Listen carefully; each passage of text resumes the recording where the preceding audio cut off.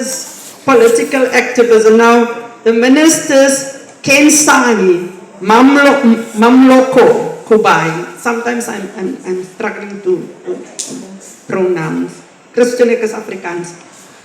In terms of the political activism, the minister is an ANC, NEC, and NWC member. Minister's chair is the chairperson of the Economic and Transformation Subcommittee in the NEC. She's a former ANC Women's League NEC member. Therefore, I'm also an ANC Women's League member. Maybe I'll become a minister one day. The former ANC Greater Johannesburg REC member. A former ANC Youth League Deputy Provincial Secretary of Gauteng. The minister is a former SASCO and COSAS activist youth. In terms of the minister's deployment, the minister's Minister of Human Settlements, a former Minister of Energy, Communications, Science and Technology and Tourism, and the Acting Minister of Health. Minister is a member of the World Economic Forum, Global Council on Artificial Intelligence. That's why she knows everything. She's a former acting deputy chief whip, and minister is a former public servant. Listen to the qualifications, comrades. The minister has a PhD. She's a PhD candidate at the University of Johannesburg. Minister's got project management diploma from Damelin College. Minister has a BA degree, which she attained at Vista University. Minister has a master's degree in public and development management that she attained from Wits University. And she's got a leadership development program that she enrolled to, which she finished from Harvard Business School. This is our minister, Comrade Minister Kubai.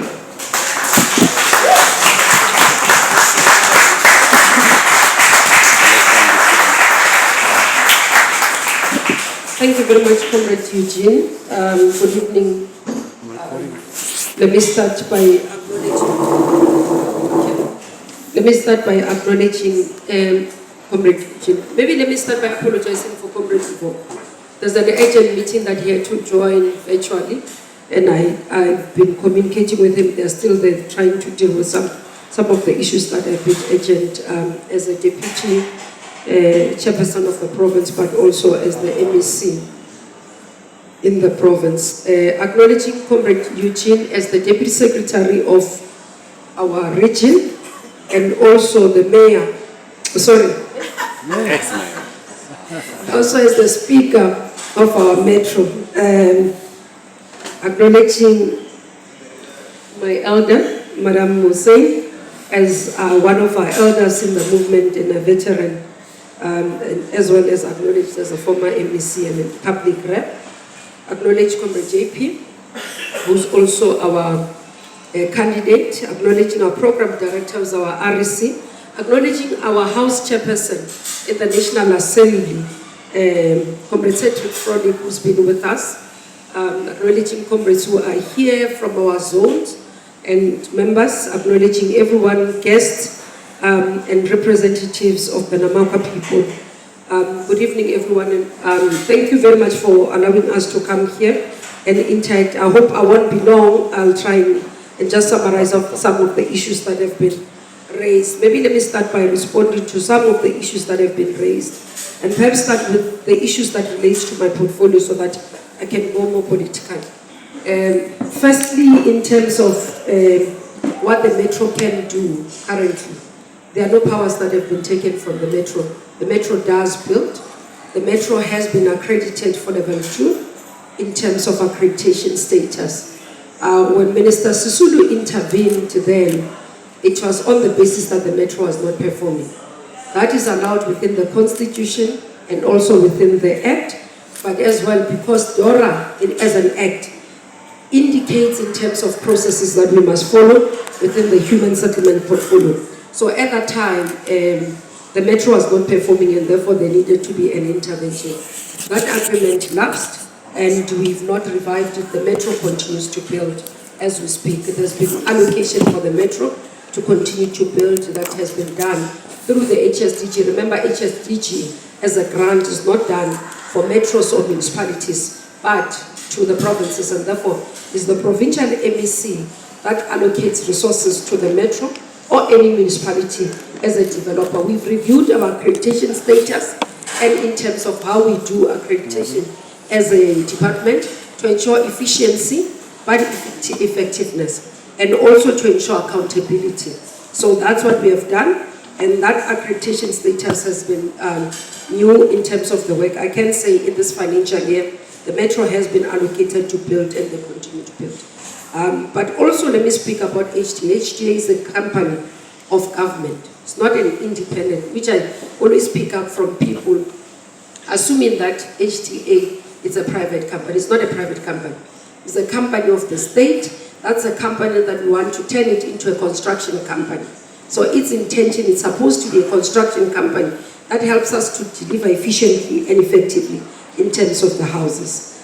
So that's what it does. But currently, in terms of how it functions, it gets appointed by a province or by a municipality. So minister does not dictate to a province or a municipality to say utilize HTA. It is through the provinces and municipalities as they implement their grants that they do so. Let me speak to the other issue that relates to my portfolio raised by Henny in terms of the work that we do. One of the issues, I think I tried to respond to this last time. One of the issues that we operate in as the department, our money is regulated through an act of parliament. So one of the few departments that its money in how we function has to be part of the act of parliament. So you'd have other departments where a lump sum of money is sent to the department and then they're able to decide how it's split. With us as a department, DORA then says this percentage is allocated for urban development settlement, grant, and each metro in the 8 metros, this is how much they are allocated. It goes to informal settlement upgrading, it goes to the metros and the provinces, and then HSDG, it goes to the provinces in terms of development. So the National Department of Human Settlements, and it does not implement human settlement building of houses. It's done in the provinces. So a minister cannot direct by law any province or municipality in terms of what needs to be done, because they are protected by the law to be able to say, we determine our priorities, we determine our programs, and this is how we are going to implement. So the minister signs off only the business plans to say, we are going to build this area, this is how we are going to build. Minister does not get involved in whether this is areas you can recommend, we determine the priority for the year. So we'll say asbestos removals, mud houses removal, building of houses, title deeds issuing and all that. That's the responsibility of the minister. So I thought sometimes there's a misunderstanding on what the 3 spheres of government does and their legal framework on how they operate and their constitutional obligation. Because once we have the conflation of those, then we'll end up with people acting illegally. So that's why it's important for us to always clarify. Then coming to the issues of, I want to talk about social issues, and then we'll end to the topic as well. There was issues raised about, for example, one of the speakers spoke about why should the metro hire people from Transkei when we are here? The issues of social issues around the drugs and all that. I think the first thing, as a society, we do have to deal with the social ills that exist in our society. And those have no race, those have no gender, those have no color, those have no age. If you deal with issues of drugs, for example, it's irrespective whether you are rich or poor, to be honest with you. There have been many families who are rich, whose children ended up in drugs. There will be many families who's poor, whose children will end up, many of us have stories to tell about drug addicts and what we deal with in terms of drugs. I've been an activist in that field, so I can tell it's part of what I do sometimes in my spare time. We've had, in one of the constituencies that I was deployed in Mabopane, we had quite a number of children that were using drugs. and majority of them were coming from affluent families. It was not even from poor families. And that is because of various reasons.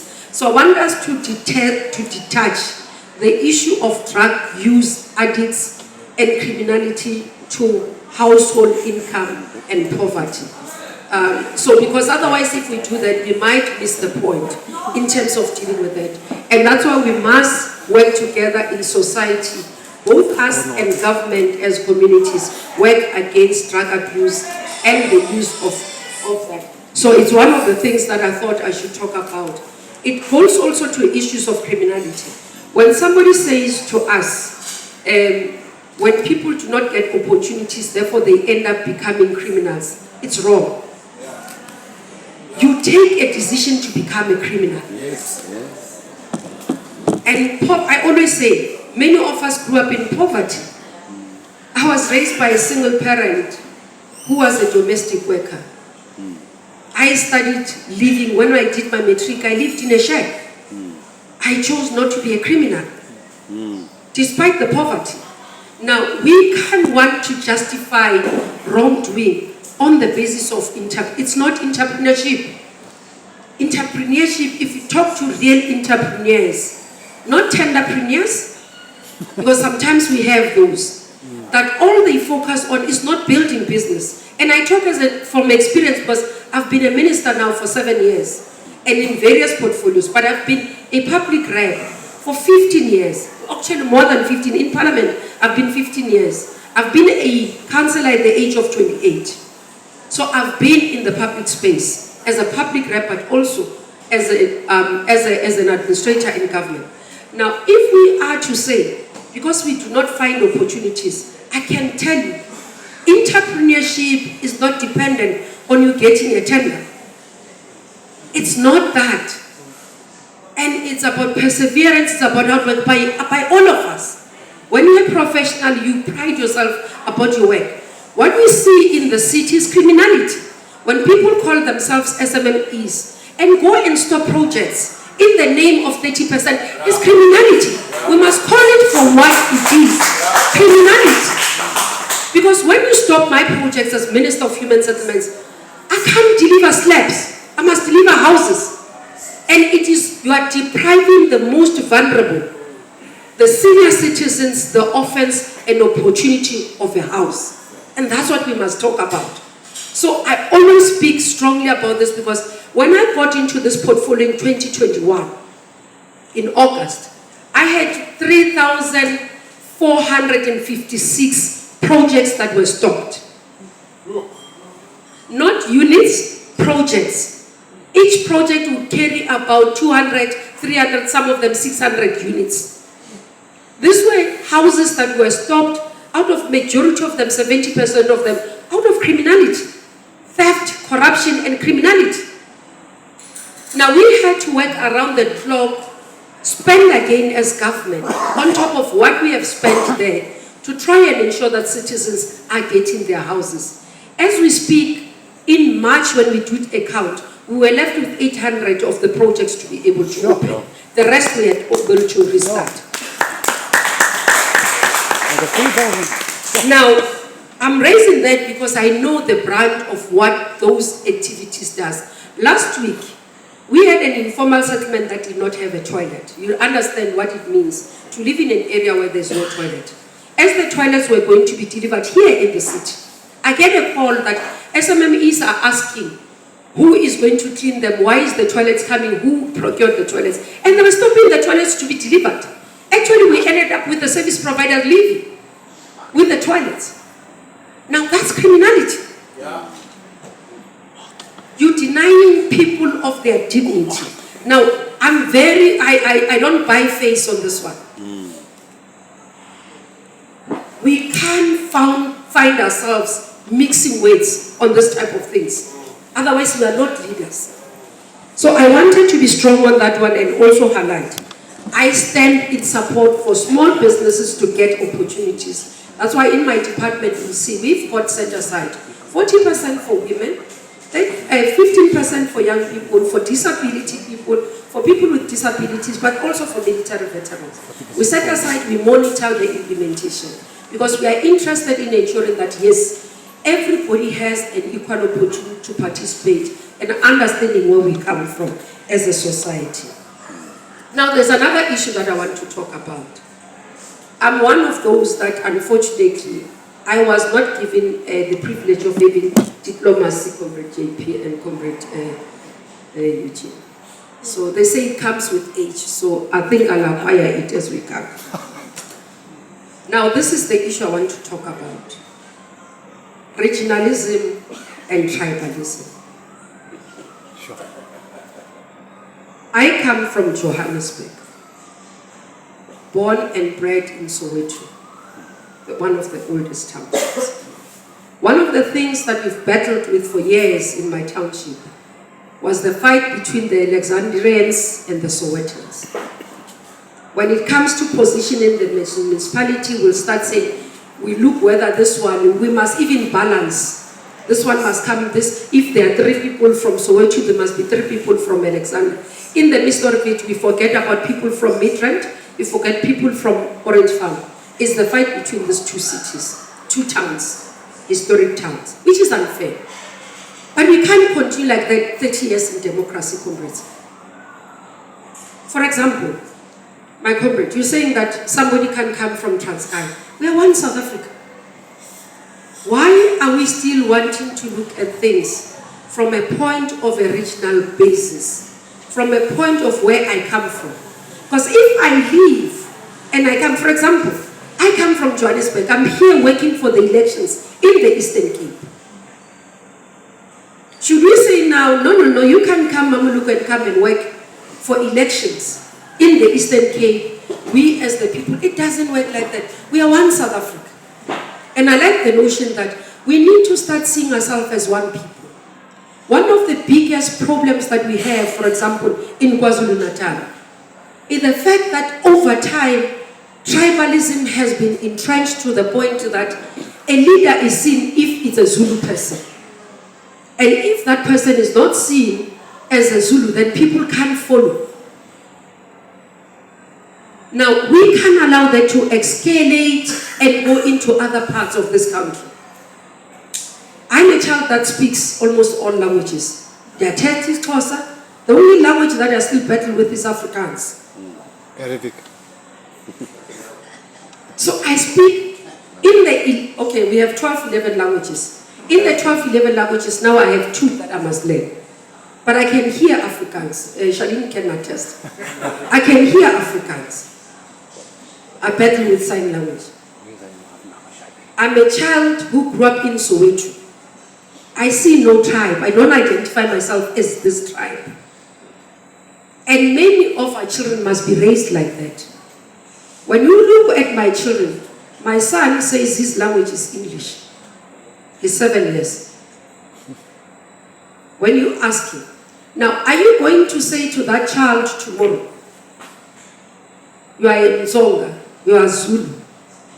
When he's identifying himself as a South African and chooses even the language that he wants to speak, because it's a right of choice. Now what does the Constitution say to us? It's freedom of association and freedom of choice. But even in terms of labor, we must be able to have that we must work everywhere. Now, we must apply and qualify the qualifying criteria and the application and advert. Like when I actually don't even think that I think about where the person comes from when I recruit. My office is so diverse, just my private office. I have people from KZN, I have people from Gauteng, I have people from Northern Cape, I have people from Eastern Cape. I've got everyone from Western Cape. It's because consciously I prescribe to the notion that it's equal opportunities for everybody in South Africa. As long as the people are qualified, they meet the criteria, unless if we are to talk about that the system has been manipulated, then we can talk about something. But if these are qualified individuals that apply, that are getting the opportunities, then we shouldn't be in a situation whereby we start saying this one can't work here, because we're going to have a problem. I discourage that. I remember one time I went to a project where people said, no, people can't live here.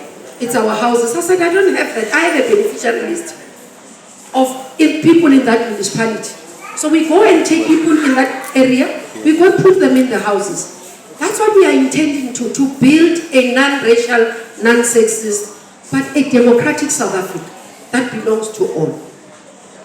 And I do take cognizance, because one of the things from the JP that speaks about that, even our legislature must be representative. Yes, it's correct. That's why the ANC, in terms of its policy, talks about that. Talks about that if we have to consciously want to build one South Africa, non-racial South Africa. And I do not want to see comrades from a point of coming. Because I believe that there are comrades who work hard, and if they are given an opportunity, they must be supported.